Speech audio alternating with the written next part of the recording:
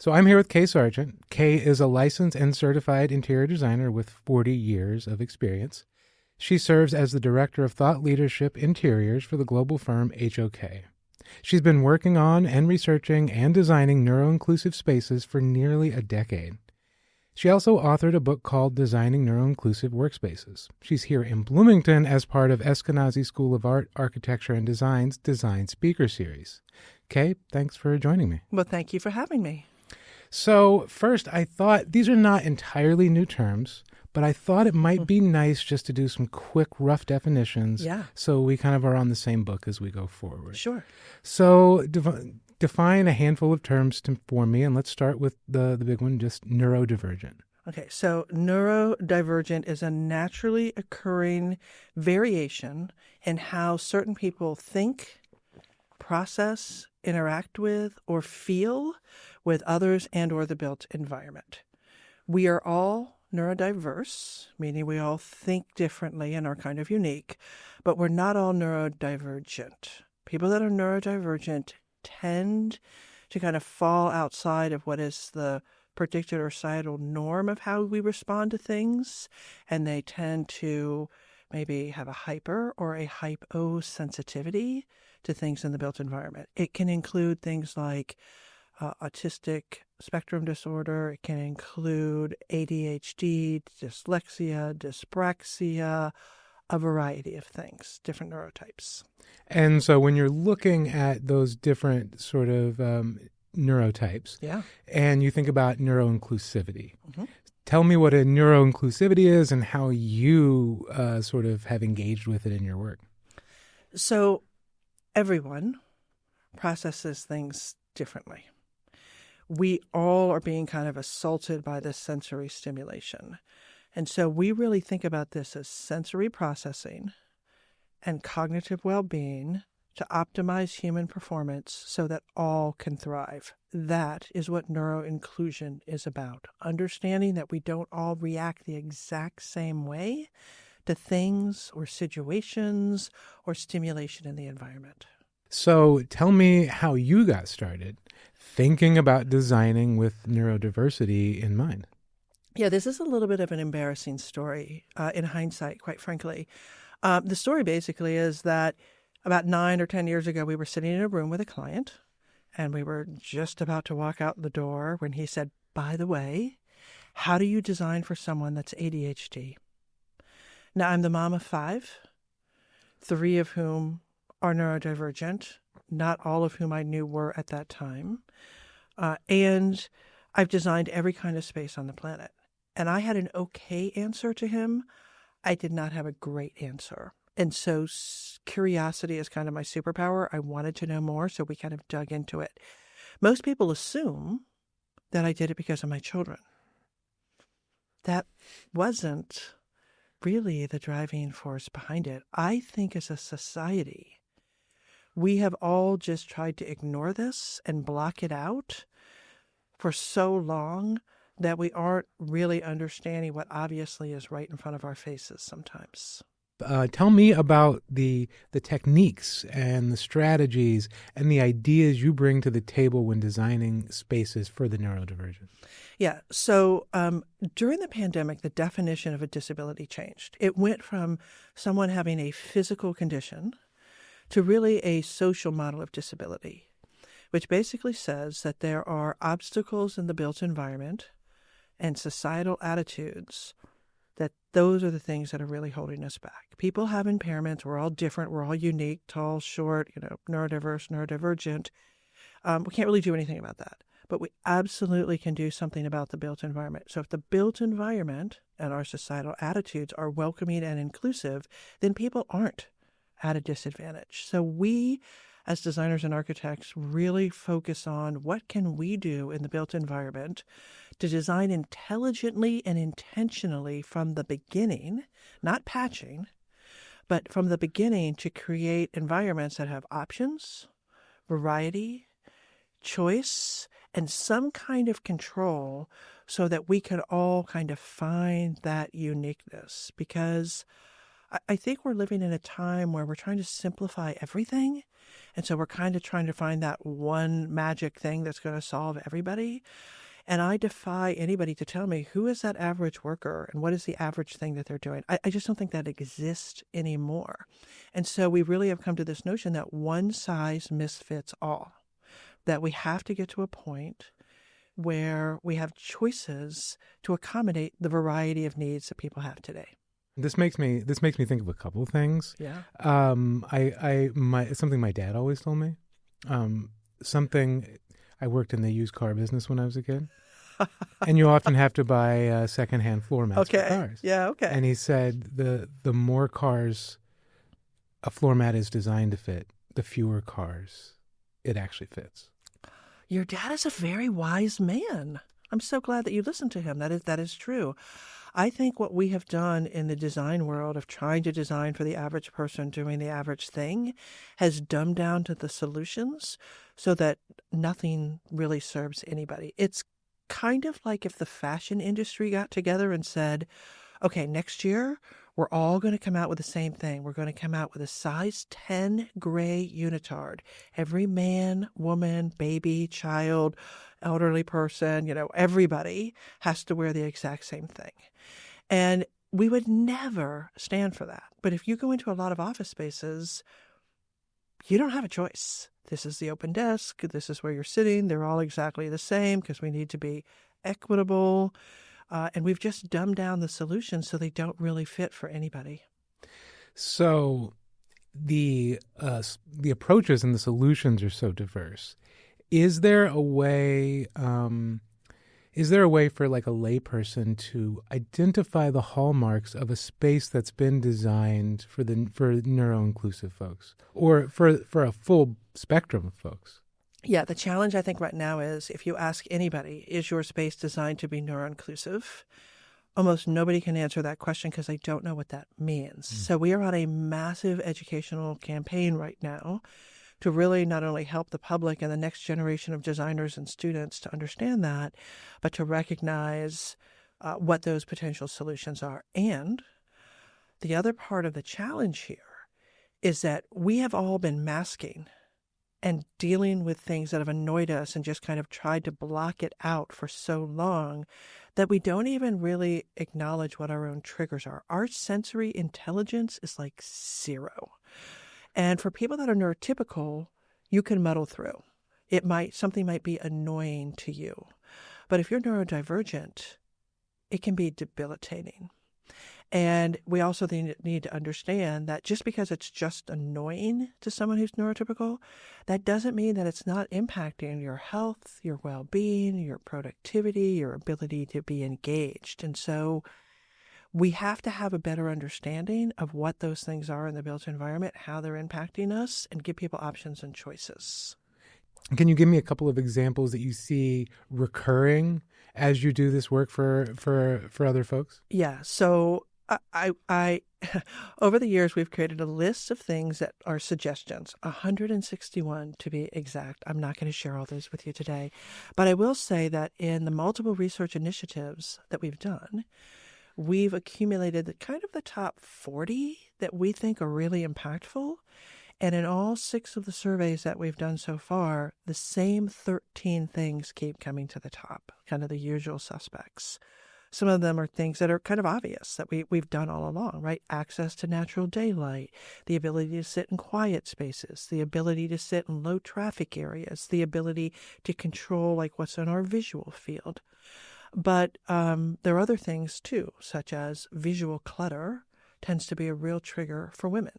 And women tend to like visually interesting things, but if they're chaotic, if it's out of order, if it's not, in the right place, it can just be like this noise that just prevents them from kind of focusing on anything else. And options and choices is a big one. Or for some people, there are a lot of people that just need to physically move. They've got a lot of energy. They can't sit a 3-hour meeting. They need to be able to stand up in the back. They might need to move or fidget. They might need to write something down. They might need to be able to move away from that loud talker that's sitting there. But then on the same hand, you have some people that need consistency. and this is probably a bigger trigger for men. The fewer things in their life, the fewer decisions that they can make, the simpler their things are. So they might have to have a dedicated space. So it's one less thing they have to think about, right? Think about all the men that are serial dressers. Jim Harbaugh, Steve Jobs, Obama was for a while, not anymore, but, Trump. Literally, they wear the same thing every single day. And for a lot of very successful people or people that are just overwhelmed with too many options and choices, they say, simplify your life. Like, get rid of the things you don't have to think about. If you can sit in the same spot every day, if you can not have to think about what you're going to wear every day, it's one less thing that's taking up space in your head. So there's a whole variety of things, but what might work for you may not necessarily work for me. So we need choices. Serial dresser is a new term, and I like it. For me, at least. Yeah. It's actually far more common than you think. Women don't really get away with that, but men absolutely do. I don't know. I don't think that's fair, but it's true. No, I think you are correct about that. Yeah. I'm just curious how, once this sort of line of thought opened up to you, yeah, how you thought about and sort of reappraised your own work in the past. I will say that probably for the past 20 plus years, I really have embraced workplace strategy. And workplace strategy is having a deep understanding of who you're designing for and an intent around why you're representing or why you're suggesting the things that you do. And part of this is, if designers are just doing what they think looks good, then we're no better than somebody with generative AI. I think designers intuitively and instinctively know what to do, but we haven't necessarily always leaned into the science of design, and there is one, or evidence-based. And so we really, the more we started to research this, the more obvious certain things that we kind of intuitively knew kind of were punctuated, and then the more it became, the path started to be clear. And so when we're dealing with scientists, engineers, really smart entrepreneurs who are always asking, well, why? If we can't have a good reason about why we're recommending the things that we're recommending, then we, again, are no better than somebody with generative AI. And I believe as a designer in my heart of hearts that every space I design has a positive impact on the people I'm designing it for. But I also then have to acknowledge that if I don't really understand how the things I'm designing have an impact on people, it could have a negative impact. And for us, that's a non-starter, right? So we have really leaned into this, and it's helped expedite our projects, and it's helped make our clients have more confidence. And once you understand how to design intelligently, you can't go back to designing stupid. You just can't, right? And so whether our clients are asking for it or not, our designers who have been drenched in this can't help but do the right thing because it just makes sense. So you had sort of talked about how meeting the needs of neurodivergent folks means having a lot of different options, having a lot of different ways to go. So as you're trying to develop a system, how do you think about codifying some of these rules and these tactics? Essentially, how do you make the research scalable? Yeah. Well, one thing we don't do is just throw a bunch of stuff in a space and guess. There is such a thing as variety anxiety. If you have too many choices, then it becomes overwhelming. So we really dig into the DNA of an organization, who we're designing for. And in our world, we believe that's kind of made up of 6 different things. And we talk about, what industry you're in. If I'm designing for a law firm versus a tech startup, very different spaces. If different regions of the country or the world, like what you do in Miami is not going to fly in New York, it's not going to fly in the Midwest, right? So understanding the regional differences and nuances. Understanding who you're designing for, 20-year-olds or retired military, right? Organizational DNA, the work styles, all of those things play a role in how we should be designing. And the more we understand that, then the more obvious the right solutions start to become. And it's about having a deep understanding and tailoring a suit towards you versus you just saying, okay, there's a person that needs clothes, throw something at them, right? But if I understand who that person is and what they do, and that I can then specifically tailor it to them. And so it's really starts by having a deep understanding of the individuals that we're designing for in the company. So it's safe to say there's kind of not an off-the-rack solution to this. Well, there's some general things that you can do that are applicable across the board, right? Color has a huge impact on people. Biophilia has a huge impact. Define biophilia for me. So biophilia is the incorporation of natural elements or plants. And we also think about biomorphic or biomimicry. Nowhere in nature is there a rectangular white box with strip lighting in the ceiling. Yet we repeatedly put people in those spaces and wonder why they don't feel comfortable. We have disconnected us from nature and our natural instincts. And so anything that we can do to create spaces that have a little bit of mystery and intrigue and delight, like nature isn't boring. Anything that we can do to incorporate, sometimes it might be smells, it could be textures and patterns, it could be fractals, natural daylight, access to natural materials, things that are more human, that we relate to, I think we feel more comfortable in. And right now there's this image of the future of workplaces, very, very sterile, very generic, very high-techy computer. I think people are getting that totally wrong. The more high-tech we go, the more high-touch we want things to be. We want things that we, as humans, can relate to. So we're seeing this huge rise in organic things, the maker movement, getting back to more natural things, spending more time outside. We need to bring some of those things into the built environment and stop creating these sterile spaces that we're putting people in. So originally I had wondered if there was a big challenge when trying to create spaces for neurodivergent folks and I'm blanking on the term. Neurotypical. So, yeah, in Which, design... by the way, I have to say, I hate all those terms. Like calling somebody neurotypical, saying you're typical, has never been a compliment. Like, oh, you're so average, you're so typical, right? I think we need to get to a point that we're talking about neurodistinctions. We're all neurodistinct, and we all have our differences. And there are some people that those differences really are very impactful in their everyday life and functioning, and they need higher support needs, and there are others that need, are lower support.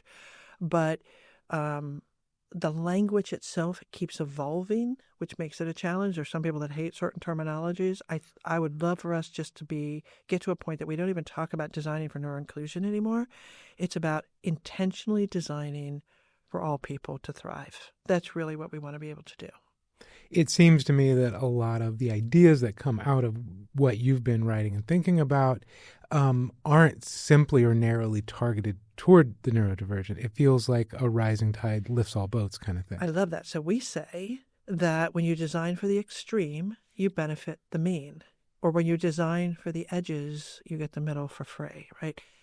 Curb cuts don't just help people in wheelchairs. They help people with strollers. They help people with roller bags, rollerbladers, if anybody still does that, scooters. I almost got killed by one on the way over here. They help all of us. And so it's really about those the things that we can do to help people that are severely impacted by some things or more hyperly impacted will actually ultimately help all of us. So you were recently selected from a field of your peers to go speak to the U.S. House Representatives. How did that come about, and sort of what did you talk to them about? I've actually done it a few times now, and it's the infrastructure, mostly around the infrastructure bill. And people forget that buildings are infrastructure. We spend 90% of our time, I think actually the number just went up to 92% of our time indoors. The built environment is responsible for 25 to 40% of the carbon emissions and the energy use on this planet. We have an aging infrastructure of buildings. 90% of the buildings on the planet today do not meet the sustainability guidelines that they need to get us where we need to go. We don't even like to talk about sustainability anymore because that ship has sailed. We need to regenerate. We need to think about how do we get back? How do we go, not just even neutrally anymore, but how do we get back and reverse some of the damage that we have done? And so it was really about how over the years, we have not prioritized maintaining our buildings. And, the average building that these students here are going to be designing and building for, they're going to stand for 70, 100 plus years, a long time. And so we really need to think about what is coming and to be designing intelligently. And we need to maintain those buildings so that they don't get so out of whack that they become like a lot of our roads and bridges. And in many cases, they are. So it was really about encouraging Congress to invest in the infrastructure in this country so we can keep and maintain that competitive edge, and how buildings and building maintenance and building design is a huge part of that. It also seemed to me when you're competing in an international marketplace. Yes. And we all know that amenities are what drives a lot of people to locations. Right. I do think when you go to China, when you go to Japan, when you go to even parts of Western Europe, their infrastructure is so much more modern that if you are a skilled programmer, et cetera, unless it's just money that you're moving for, those things are massive drivers to economic growth. Yeah, I mean, I think a lot of people forget that almost, the majority of cities in this country that are west of the Mississippi are less than 150 years old. And most of them were built as central business districts, and people lived in the suburbs. European cities are very different. They evolved over centuries and, centuries. And they have housing built in the middle of the cities and kind of embedded throughout. And in China and in India, like in India, they need to build a city the size of Chicago, like 7 of those a year, like over the next 10 years, to maintain this growth rate. I mean, it's just when you think about that, it's mind blowing. And they're doing everything kind of from scratch. And I think our buildings right now are hitting that first wave of, are they obsolete? All the buildings that were built in the 70s, this massive, infrastructure that was done, or even in the 30s, those buildings are all about 100 years old.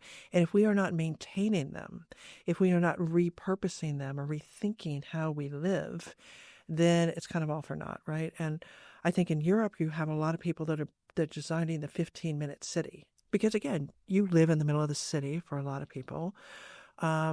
We have to fundamentally change the central business districts to be more about the social business districts.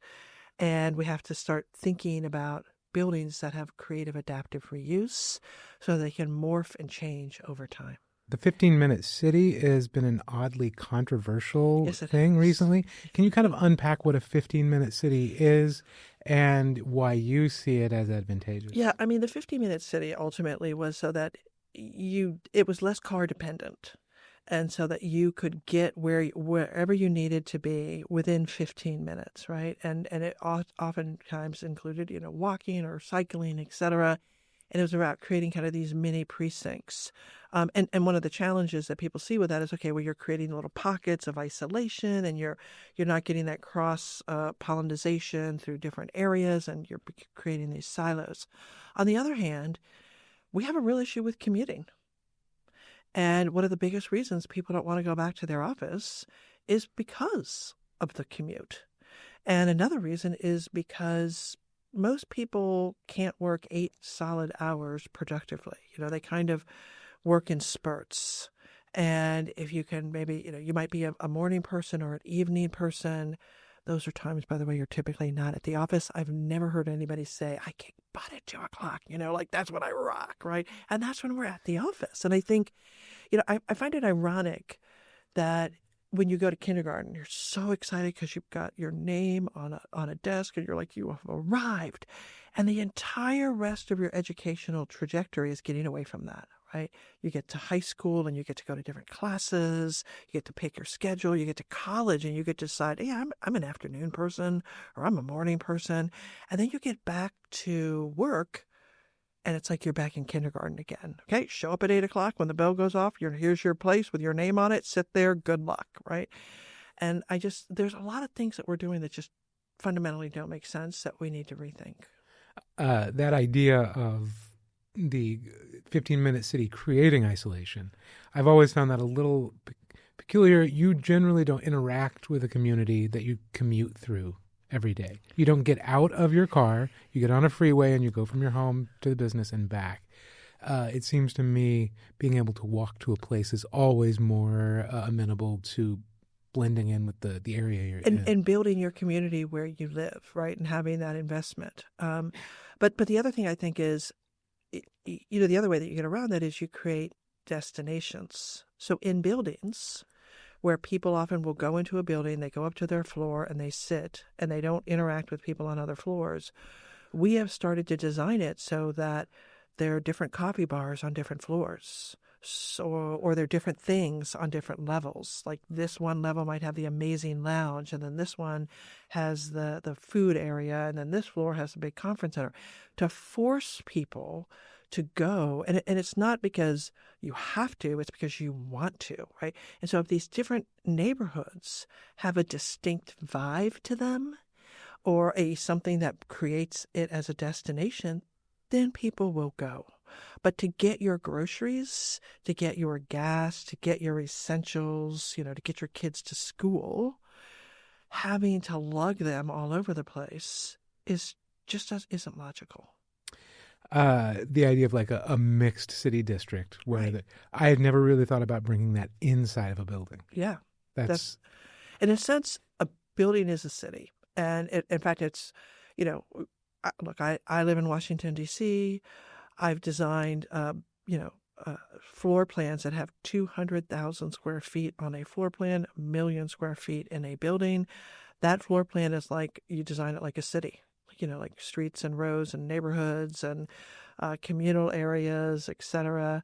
They have a lot in common.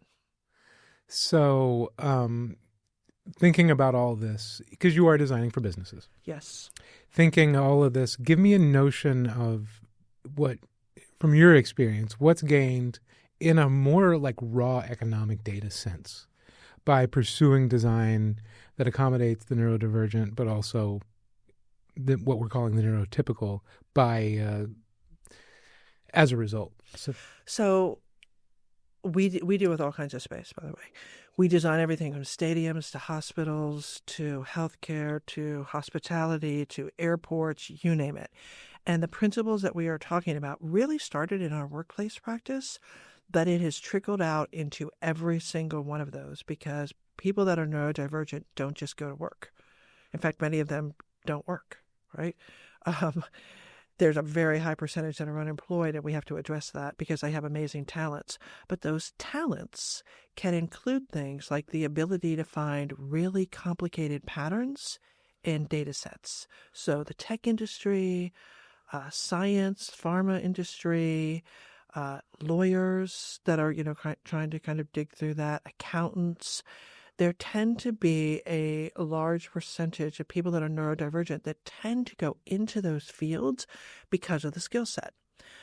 You could argue that there tends to be a higher percentage of people that are probably dyslexic in the architectural and design community because dyslexic individuals tend to think in shapes and forms and can think three-dimensionally and have a high capacity for creativity.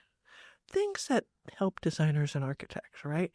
And you could argue that people that have ADHD who, may not be able to sit at a desk for an extended period of time and, they might think outside of the box, tend to be entrepreneurs, salespeople, people that are active or busy, kind of in those types of fields. And so understanding the unique skill set and the challenges that those different neurotypes are dealing with can help us. So a ton of our pharmaceutical clients and S&T clients are coming to us and saying, we need you to help us address this because this is the population that we are dealing with. And it's estimated that 1 in 5 people are neurodivergent. When we started this research, it was 1 in 8. So just in 8 years, it's dropped significantly. I don't even think that's right. The latest research that we're showing is that it's much higher than that. And there was a new study that just came out in the U.S. and the U.K. that said over 50% of people in their 20s consider themselves to be neurodivergent. I don't think that there is anything biologically or societally that is significantly impacting it. It is impacting it. I believe that this is an unveiling of something that has always been there that we just didn't really pay attention to or know, or because of the stigmatism, didn't want to own. So not only do you have to design spaces that work well with neurodivergent folks, do you see a little bit of it? Do you see a responsibility on your part to design those spaces in such a way and work with companies to bring in people and show them people who might not be currently employed because of the difficulty of working in a conventional workspace? Now you've created these new workspaces that might actually work for them, but you have to convince them to get in the door and come try these spaces. Yeah. So we look at this as a three-legged stool. The first leg of that stool is the operational side, what you're talking about, right? Changing your recruiting policies, maybe your onboarding policies, your interview practices, thinking about how do we train our existing staff to understand what is, what the new workforce might be like, and just kind of some of the nuances of that. That's a huge part of it. The second part is the environmental side. And that's really where we come in. We are not HR experts. We're not medical doctors. We understand space and its implications really well. And so we really focus on that portion of it, because if you take someone who's neurodivergent and you bring them into your organization and you put them into an environment that is not suited for them, you're taking a freshwater fish and you're putting them in salt water. You're setting them up for failure and they're not going to succeed. And then even if you do those two things, you still need to have some kind of adjustments or tweaks that you can make, because we're all different. You might need loop earplugs. I might need closed captioning. You might want to move and stand and fidget. I might have to have a dedicated spot that is consistent and I can control and I feel safe in, right? So it's really all three of those, and we partner with a ton of people that focus on the operational side, but that's truly not our expertise. So you see this as giving, I'm curious what you see your relationship with employers and how to convince them that these spaces, which might be more complicated, might be more varied, and might be more costly, but how they reap rewards in the end when they create a more usable workplace for their employees. So I will say that most of the spaces that we have designed, and we've done this in multiple projects now, several of them are award-winning. None of them took longer, and none of them cost more. Designing intelligently doesn't cost any more than designing stupidly, so let's just design intelligently. In fact, I would argue that designing stupidly or poorly actually leads to more cost. And people that are concerned about the adjustments and what this might cost, I would say, what is it costing you right now not to be addressing this? In lack of productivity, in lack of engagement, in poor health, well-being, all of those things that everyone is suffering through right now. What is that costing you as a company? So our role right now is we have a lot of information and we want to share that. And that is not usual in our field. We are not known for doing a ton of research in our industry, and we're not known for sharing. But one of the things I'm really proud of is the firm, and Bill Helmuth, our CEO at the time, decided that there's a moral imperative here. This goes beyond a competitive advantage. If we as designers and architects believe that we have a positive impact, we need to make sure that we do. And we need to make sure that everybody shares it. And right now, my competition is not another design firm that is doing this well. It's the design firms that are neurowashing and not doing it well and pretending that they are and are creating poor results, or someone that thinks that they can use artificial intelligence and do what we do because they can make it look good, air quotes. What we do is not about what it looks like. What we do is about how people function and feel and can prosper in those spaces. And that takes a certain skill set and a certain understanding. And so we made a conscious decision to put out all of our research, and the book we never wanted to write got written, and we put it out there for everybody. But we're still learning, and we're still doing more research, and we will continue to do that. That was my next question. Is I was actually going to ask you. You've done all this research. It is something that can kind of be considered proprietary to HOK right now. As you were building this research and you had these ideas, tell me about the idea of writing the book and your thought process as you were sort of moving towards that. Yeah, so we have so much information. We've published about 50% of it, only because you don't want to saturate the market, because then people will just drown in it. But every report that we've done, and we've done multiple reports, we've done multiple research initiatives on multiple contacts with multiple partners, we have published, and it's on our website, and we've put it out there.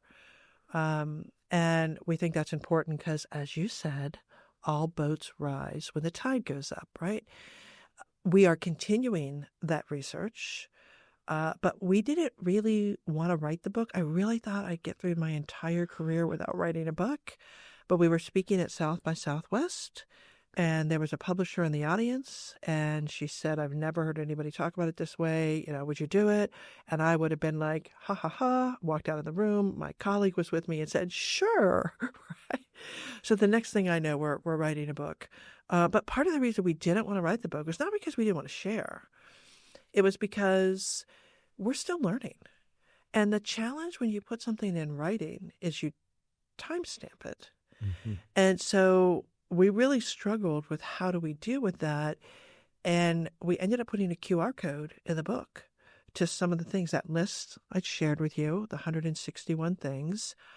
I have no doubt that there will be some new research that comes out next year that will make me rethink some things, and should. And I want, but then if I can't change the list because it's been published, okay, what do you do?